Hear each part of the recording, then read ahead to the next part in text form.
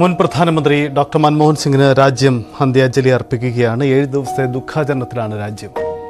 മനു ഭരത്ത് ചേരുന്നു. മനു, പ്രത്യേക മന്ത്രിസഭാ യോഗം രാവിലെ തന്നെ ചേരുമെന്ന് അറിയിച്ചിട്ടുണ്ട്. സ്വാഭാവികമായും മുൻ പ്രധാനമന്ത്രിക്ക് അദ്ദേഹത്തിൻ്റെ സംസ്കാര ചടങ്ങുകൾ അടക്കമുള്ള കാര്യങ്ങൾക്ക് രാജ്യം സ്വാഭാവികമായും മന്ത്രിസഭാ യോഗം ചേർന്ന് തീരുമാനമെടുക്കുക. അതൊരു പ്രോട്ടോക്കോളാണ്.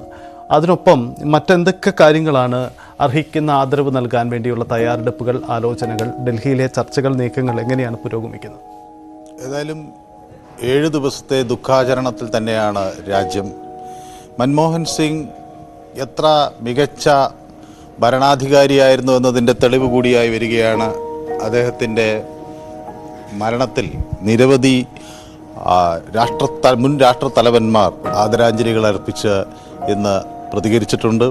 പ്രത്യേകിച്ച് അഫ്ഗാനിസ്ഥാൻ്റെ മുൻ പ്രസിഡന്റ് ഹമീദ് കർസായി ഇന്ത്യയുടെ ഏറ്റവും മികച്ച ഒരു പുത്രനെയാണ് രാജ്യത്തിന് നഷ്ടമായത് എന്ന് വ്യക്തമാക്കിയിരിക്കുന്നു. മാൽദ്വീപ് മുൻ പ്രസിഡന്റ് മുഹമ്മദ് നഷീദ് പ്രധാനമന്ത്രി ഒരു പിതൃതുല്യനായ മുഖമായിരുന്നു, തനിക്ക് ഒരു നല്ല സുഹൃത്തായിരുന്നു എന്ന് ഓർക്കുന്നു. അങ്ങനെ ലോകത്തിൻ്റെ പല ഭാഗങ്ങളിൽ നിന്ന് മൻമോഹൻ സിംഗിൻ്റെ വിയോഗത്തിൽ ദുഃഖം അറിയിച്ചുകൊണ്ട് മുൻ രാഷ്ട്രത്തലവന്മാരും നേതാക്കളുമൊക്കെ പ്രതികരിക്കുകയാണ്. ആ കാലഘട്ടത്തിൽ അദ്ദേഹവുമായി അടുപ്പം പങ്കുവച്ചവർ ആ കാര്യങ്ങൾ ഓർത്തെടുക്കുകയാണ്. ഏതായാലും മൻമോഹൻ സിംഗിൻ്റെ നിര്യാണത്തിൽ രാഷ്ട്രപതിയും നമ്മുടെ ഇന്ത്യൻ ദേശീയരംഗത്തുള്ള പ്രമുഖ നേതാക്കളെല്ലാം തന്നെ ഒരേപോലെ ദുഃഖം പ്രകടിപ്പിക്കാൻ, പലപ്പോഴും തെറ്റിദ്ധരിക്കപ്പെട്ട ഒരു നേതാവായി മൻമോഹൻ സിംഗിനെ കണ്ടിരുന്നു എന്ന് ആളുകൾ ഇപ്പോൾ പറഞ്ഞു വയ്ക്കുകയാണ്. മൻമോഹൻ സിംഗിൻ്റെ ഭരണപരിഷ്കാരങ്ങൾ, സാമ്പത്തിക നയങ്ങളൊക്കെ വലിയ തോതിൽ വിമർശിക്കപ്പെട്ടെങ്കിലും പിന്നീട് നേരത്തെ അദ്ദേഹം സൂചിപ്പിച്ചതുപോലെ ചരിത്രം തന്നോട് കൂടുതൽ നീതി പുലർത്തും പത്രങ്ങളെക്കാളും പ്രതിപക്ഷത്തെക്കാളും എന്ന് മൻമോഹൻ സിംഗ് പറഞ്ഞു വെച്ച ആ വാക്കുകൾ അക്ഷരാർത്ഥത്തിൽ യാഥാർത്ഥ്യമാവുകയാണ്.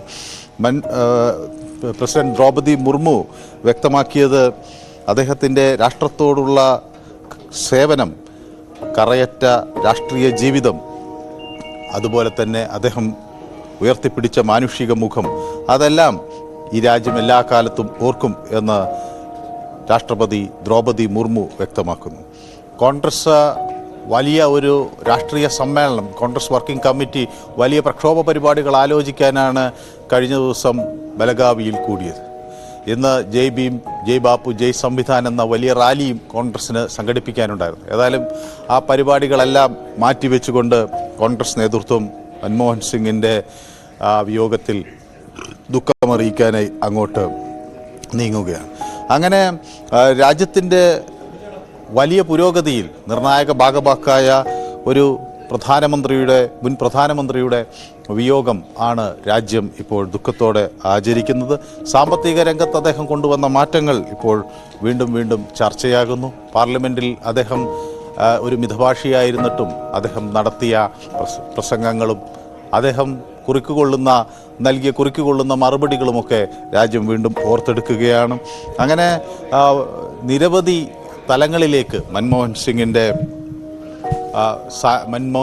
സാന്നിധ്യം ഈ രാജ്യം എങ്ങനെ ഓർക്കുന്നു എന്നത് ഇപ്പോൾ വ്യക്തമായും വരികയാണ്.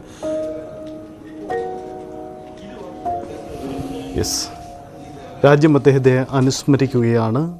പ്രധാനപ്പെട്ട രാഷ്ട്ര നേതാക്കളെല്ലാം മൻമോഹൻ സിംഗിൻ്റെ നഷ്ടം അത് പ്രത്യേകം പരാമർശിക്കുന്നു. നിലവിൽ ലഭ്യമാകുന്ന വിവരമനുസരിച്ച് തമിഴ്നാട് മുഖ്യമന്ത്രി അടക്കമുള്ളവർ ഡൽഹിക്ക് യാത്ര തിരിക്കുകയാണ് മുൻ പ്രധാനമന്ത്രിക്ക് ആദരാഞ്ജലികൾ അർപ്പിക്കാൻ. ഒപ്പം തന്നെ ഇന്ന് രാത്രി 1 മണിയോടുകൂടി മൻമോഹൻ സിംഗിൻ്റെ ഒരു പുത്രി വിദേശത്താണ്. അവർ അമേരിക്കയിൽ നിന്നും മടങ്ങി വരും. നാളെ രാവിലെ 10 മണി വരെയായിരിക്കും. 10 മണിയോടുകൂടി AICC ആസ്ഥാനത്ത് നിന്നും മൃതദേഹം എടുക്കുമെന്നതാണ് ഇപ്പോൾ അറിയിച്ചിരിക്കുന്നത്. രാഹുൽ ഗാന്ധി, സോണിയാഗാന്ധി അടക്കമുള്ളവർ അദ്ദേഹത്തിന് ആദരാഞ്ജലികൾ അർപ്പിക്കുന്നത് കോൺഗ്രസ് ആസ്ഥാനത്ത് വെച്ചായിരിക്കും. അത്തരത്തിലാണ് ക്രമീകരണങ്ങൾ ഒരുക്കിയിരിക്കുന്നത്. എന്തായാലും സംസ്ഥാനത്തും ദുഃഖാചരണം നടക്കുകയാണ്. രാജ്യം ദുഃഖാചരണം പ്രഖ്യാപിച്ചു കഴിഞ്ഞു. 7 ദിവസത്തെ ദുഃഖാചരണമാണ്.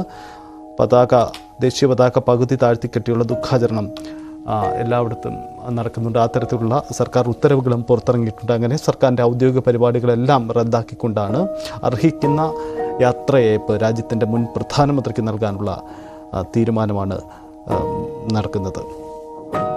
മനു, നമ്മൾ ഈ മൻമോഹൻ സിംഗിൻ്റെ വിലയിരുത്തൽ പറയുമ്പോൾ കോൺഗ്രസ് പാർട്ടി എത്ര കണ്ട് അദ്ദേഹത്തോട് നീതി പുലർത്തി എന്ന ഒരു ചോദ്യം പലരും ഉയർത്തുന്നു. പ്രത്യേകിച്ച് നേരത്തെ ഈ രാഹുൽ ഗാന്ധി, ഇപ്പോൾ പ്രതിപക്ഷ നേതാവായ രാഹുൽ ഗാന്ധി ഒരു ഘട്ടത്തിൽ അദ്ദേഹത്തിൻ്റെ ക്യാബിനറ്റ്, അദ്ദേഹത്തിൻ്റെ പാർട്ടി നേതൃത്വം നൽകുന്ന സർക്കാർ തയ്യാറാക്കിയ ഒരു ഓർഡിനൻസ് പരസ്യമായി വലിച്ചു കീറിയിറങ്ങിക്കൊണ്ട് നടത്തിയ നീക്കങ്ങളുണ്ട്. ഇതൊക്കെ വലിയ തരത്തിലുള്ള രാഷ്ട്രീയ വിവാദങ്ങളും ദേശീയ തലത്തിൽ ചർച്ചകൾക്ക് വിടവെച്ചതാണ്. ഒരു ഘട്ടത്തിൽ അദ്ദേഹം പരസ്യമായൊന്നും പറഞ്ഞില്ലെങ്കിൽ കൂടിയും തൻ്റെ അടുപ്പമുള്ളവരോടൊക്കെ അതിൻ്റെ വേദന മൻമോഹൻ സിംഗ് പങ്കുവെച്ചു എന്ന സൂചനയുണ്ട്. ടി.കെ. നായർ, അദ്ദേഹത്തിൻ്റെ പ്രിൻസിപ്പൽ സെക്രട്ടറി ആയിരുന്ന ടി.കെ. നായർ പോലും ആ തരത്തിൽ വ്യക്തിപരമായ വേദന അദ്ദേഹത്തിനുണ്ടെങ്കിലും പക്ഷേ പാർട്ടിയോടുള്ള കൂറും സോണിയാഗാന്ധിയോടുള്ള കൂറും അടക്കം പ്രകടിപ്പിക്കുന്നതിന് അദ്ദേഹം ഇതൊന്നും പരസ്യമാക്കിയില്ല എന്നൊരു വിലയിരുത്തൽ കൂടിയുണ്ട്. ആ തരത്തിൽ നോക്കുമ്പോൾ കോൺഗ്രസ് എത്ര കണ്ട് മൻമോഹൻ സിംഗിനോട് നീതി പുലർത്തി എന്ന ചോദ്യം കൂടി വരുന്നു. മൻമോഹൻ സിംഗിൻ്റെ കാര്യം പറയുമ്പോൾ അദ്ദേഹത്തെ ദി ആക്സിഡൻ്റൽ പ്രൈം മിനിസ്റ്റർ എന്ന പുസ്തകം വഴി സഞ്ജയ് ബാരു മൻമോഹൻ സിംഗ് പറഞ്ഞതായി പറയുന്നൊരു വാക്കുണ്ട്. കോൺഗ്രസിൽ അല്ലെങ്കിൽ രണ്ട് അധികാര കേന്ദ്രങ്ങൾ ഉണ്ടാകുന്നത് വലിയ അനിശ്ചിതത്വത്തിലേക്ക് കാര്യങ്ങൾ നീക്കും.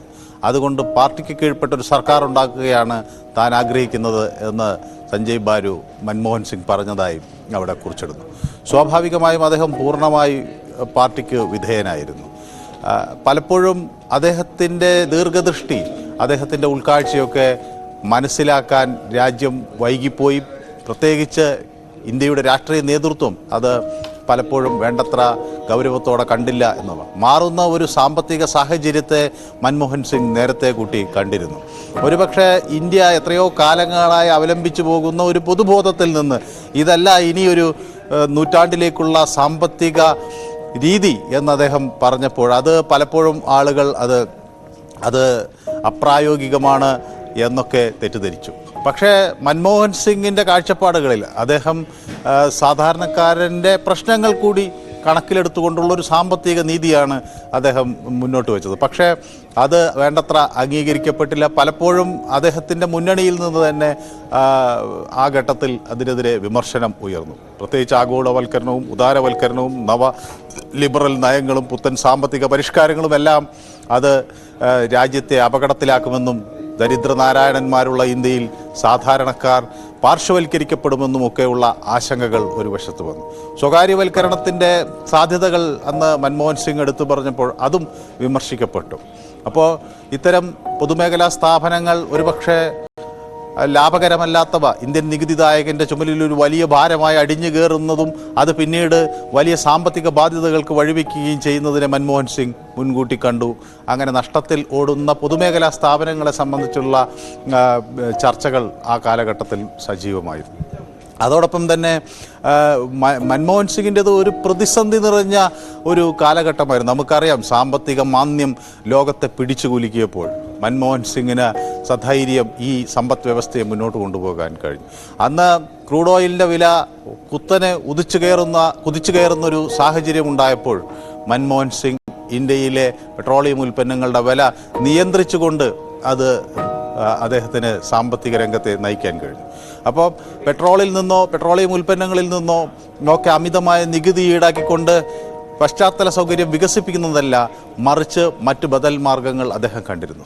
മാത്രവുമല്ല, സാമ്പത്തിക നയങ്ങൾ വരുമ്പോഴെല്ലാം കോർപ്പറേറ്റ് സംവിധാനങ്ങളെ പരമാവധി അവരിൽ നിന്ന് നികുതി വിഹിതം ഉണ്ടാക്കാനുള്ള ഒരു ദീർഘവീക്ഷണവും കാഴ്ചപ്പാടും മൻമോഹൻ സിംഗിന് ഉണ്ടായിരുന്നു.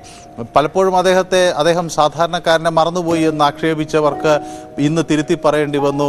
ഈ കോവിഡ് കാലത്ത് പോലും ഇന്ന് ഇന്ത്യ വലിയ തോതിൽ സാമ്പത്തിക പ്രതിസന്ധി നേരിടാതിരുന്നതിൻ്റെ ഒരു പ്രധാന കാരണം ഈ തൊഴിലുറപ്പ് പദ്ധതിയാണ് എന്ന് തിരിച്ചു. ഭക്ഷ്യസുരക്ഷാ ബില്ലോ RTIയോ അങ്ങനെ മൻമോഹൻ സിംഗിൻ്റെ കാലഘട്ടം കടന്നുപോയ വഴികളിൽ വരാനിരിക്കുന്ന ഇന്ത്യയുടെ പുരോഗമനത്തിൻ്റെ ഒരു വലിയ അടിത്തറ നമുക്ക് കാണാൻ കഴിയും. വിദേശകാര്യ ബന്ധങ്ങൾ മൻമോഹൻ സിംഗ് നോക്കൂ, എല്ലാ കാലത്ത് നിന്നും വ്യത്യസ്തമായി നമ്മുടെ സമീപ രാജ്യങ്ങളോട്, അയൽ രാജ്യങ്ങളോടൊക്കെ ഏറ്റവും നല്ലൊരു ബന്ധം കാഴ്ചവെക്കാൻ അദ്ദേഹത്തിൻ്റെ സർക്കാരിന് കഴിഞ്ഞു. ആ മിതഭാഷയെ കേൾക്കാൻ ലോകം കാത്തിരുന്നു എന്നതാണ്. പ്രത്യേകിച്ച് ചൈനയുമായൊക്കെയുള്ള ഇന്ത്യയുടെ ബന്ധം പല ഘട്ടങ്ങളിലും അത് ഉരസലിൻ്റെതായിരുന്നു. 4 പതിറ്റാണ്ടുകളായി അടച്ചുകിടന്ന നാത്തുല പാസ് മൻമോഹൻ സിംഗിന് തുറക്കാൻ കഴിഞ്ഞു. ജിന്താവിന് ഇന്ത്യയിൽ എത്തിക്കാൻ കഴിഞ്ഞു. മൻമോഹൻ സിംഗ് അതേപോലെ തന്നെ അമേരിക്കയുമായുള്ള അദ്ദേഹത്തിൻ്റെ സൗഹൃദ ബന്ധം, സൈനികേതര ആവശ്യത്തിനുള്ള ആണവ ഊർജ വിനിയോഗത്തെ സംബന്ധിച്ചുള്ള ധാരണകൾ ഉണ്ടാക്കാൻ, അങ്ങനെ ഒട്ടനവധി മേഖലകളിൽ അദ്ദേഹത്തിന് മുന്നേറാൻ കഴിഞ്ഞു. ആരോഗ്യത്തിൻ്റെ കാര്യത്തിലായിക്കോട്ടെ, വിദ്യാഭ്യാസത്തിൻ്റെ കാര്യത്തിലായിക്കോട്ടെ, രാജ്യമെന്ന് വലിയ പുരോഗതിയിലേക്ക് നീങ്ങി. ധനക്കമ്മി നിയന്ത്രിക്കാൻ മൻമോഹൻ സിംഗിന് കഴിഞ്ഞിരുന്നു എന്നതാണ്. അതുപോലെ തന്നെ വളർച്ചാ നിരക്ക് കൂട്ടാനും അദ്ദേഹത്തിന് കഴിഞ്ഞിരുന്നു.